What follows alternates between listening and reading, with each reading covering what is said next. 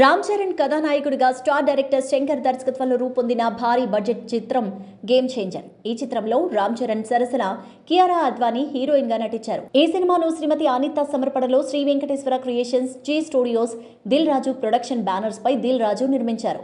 తెలుగు, తమిళ, హిందీ భాషల్లో ఈ మూవీ జనవరి 10న ప్రపంచవ్యాప్తంగా రిలీజ్ కాబోతోంది.